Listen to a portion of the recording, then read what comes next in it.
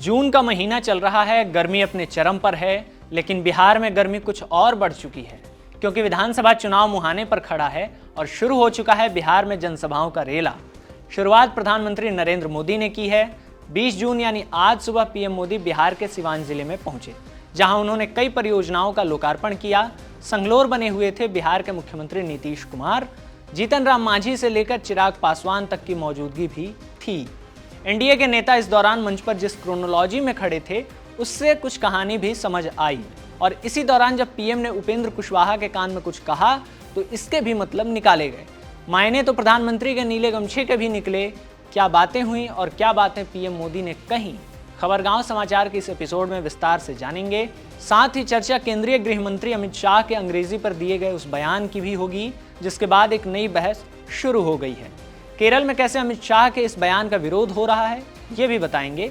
और अंत में बात स्विस बैंक से जुड़ी उस रिपोर्ट की, जिसके बाद देश में एक बार फिर काले धन पर बहस छिड़ गई है। नमस्ते, मेरा नाम आकाश है और आप देख रहे हैं खबरगांव समाचार। सबसे पहले आप प्रधानमंत्री नरेंद्र मोदी का ये बयान सुनिए। इसलिए लोग कदम कदम पर बाबा साहब का अपमान करते हैं। अभी पूरे देश ने देखा है कि आरजेडी वालों ने बाबा साहब की तस्वीर के साथ क्या व्यवहार किया। मैं देख रहा था बिहार में पोस्टर लगे हैं कि बाबा साहब के अपमान पर माफी मांगो।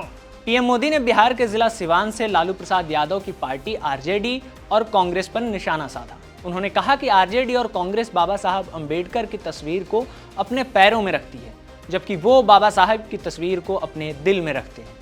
जब प्रधानमंत्री ये बयान दे रहे थे तो पॉलिटिकल एक्सपर्ट्स और पत्रकारों की नज़र उनके गमछे पर गई, जिसका रंग नीला था, बहुजन विचारधारा का रंग।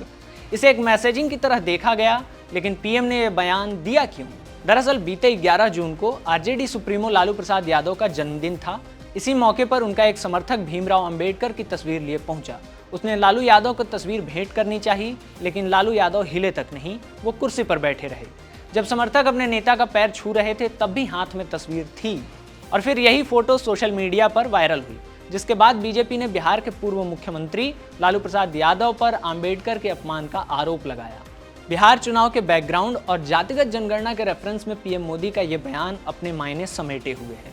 ज्यादा वक्त नहीं हुआ है जब केंद्र सरकार ने जातिगत जनगणना कराने का ऐलान किया था, जो कि लालू प्रसाद यादव और अन्य विपक्षी पार्टियां लंबे समय से मांग कर रही थी।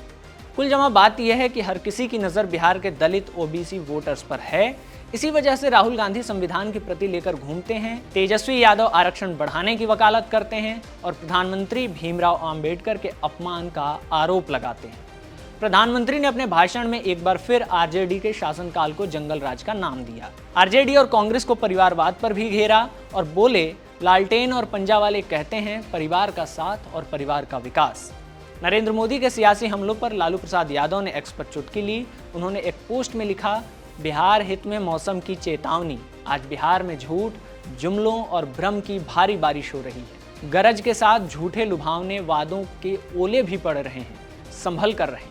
रिएक्शन बिहार विधानसभा में नेता प्रतिपक्ष तेजस्वी यादव का भी आया। उन्होंने एक्स पर अंग्रेजी में एक पोस्ट किया और कहा, प्रधानमंत्री मोदी ने बिहार में 200 से ज़्यादा रैलियां संबोधित करके लोगों को गुमराह करने और बेवकूफ़ बनाने के सारे रिकॉर्ड तोड़ दिए हैं। ये रैलियां झूठ और जुमलों से भरी हुई थीं। प्रधानमंत्री को अपने भाषणों और बिहारियों से किए गए झूठे वादों का विश्लेषण करना चाहिए। अगर वे ऐसा करते हैं तो वे शर्मिंदगी के कारण इसके बाद कुछ नहीं बोल पाएंगे। तेजस्वी का एक और बयान आया है, वो भी आप सुनिए। ये कौन सा कार्यक्रम था, हम पूछना चाहते हैं। ये सरकारी कार्यक्रम था प्रधानमंत्री जी का कि पॉलिटिकल कार्यक्रम? खर्चा तो सरकार का हुआ, लेकिन दिखा है एक पॉलिटिकल रैली के रूप में।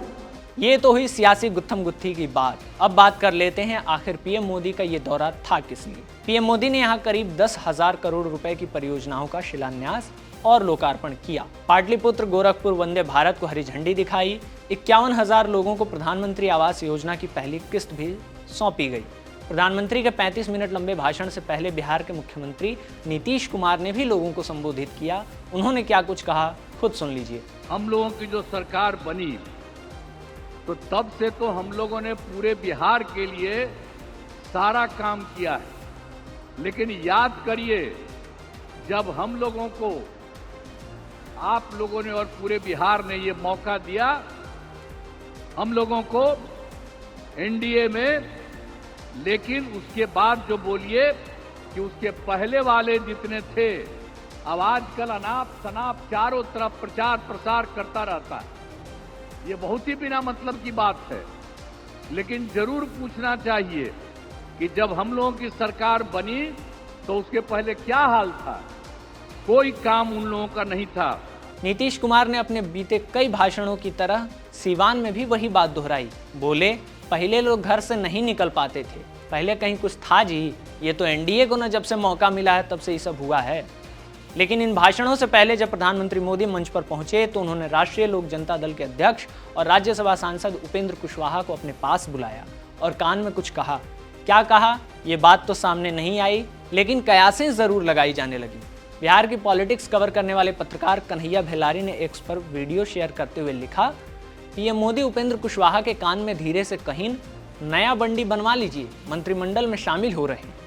ट्रिविया के तौर पर जान लीजिए कि बिहार में कुशवाहा समुदाय की आबादी 4% से कुछ ज़्यादा है। माना जाता है कि राज्य के लगभग 50 विधानसभा सीटों पर कुशवाहा वोटर्स बेहद क्रूशल हैं। प्रधानमंत्री नरेंद्र मोदी की बात हो गई, अब बात उनकी सरकार के नंबर 2 यानी केंद्रीय गृह मंत्री अमित शाह की। 19 जून को रिटायर्ड आईएएस अधिकारी आशुतोष अग्निहोत्री की किताब मैं बूंद स्वयं खुद सागर हूँ के लोकार्पण में अमित शाह पहुंचे थे। इस कार्यक्रम में उन्होंने कहा कि अब ऐसे समाज का निर्माण हो रहा है जिसमें अंग्रेजी बोलने वालों को शर्म आएगी। उनके इस बयान के बाद सियासी हंगामा शुरू हो गया।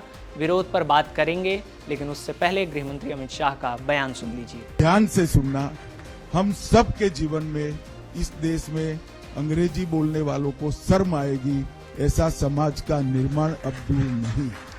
चीजों को वो ही कर पाते हैं जो करने की ठान लेते। इस बयान के बाद विपक्षी पार्टियों ने आलोचना शुरू कर दी। केरल सरकार के मंत्री आर बिंदु और वी सिवान कुट्टी ने इस बयान पर प्रतिक्रिया देते हुए कहा, अमित शाह का बयान उनके restricted and narrow minded political view को दर्शाता है। बिंदु ने कहा कि अंग्रेजी विश्व भर में एक दूसरे के साथ संवाद करने और इंटरनेट पर सबसे व्यापक रूप से उपयोग की जाने वाली भाषा है।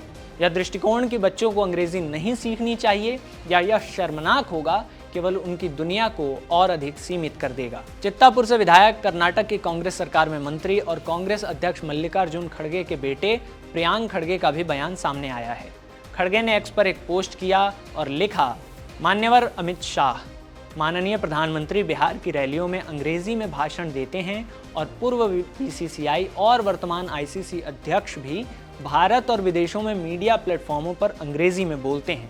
पहले अपने लोगों का नाम लेकर उन्हें शर्मिंदा करना शुरू करें, फिर बाकी लोगों के बारे में बात करें। अमित शाह के अंग्रेजी पर दिए गए बयान और विवादों की बात हो गई। आगे बढ़ते हैं और बात करते हैं स्विस बैंक से आई एक रिपोर्ट पर।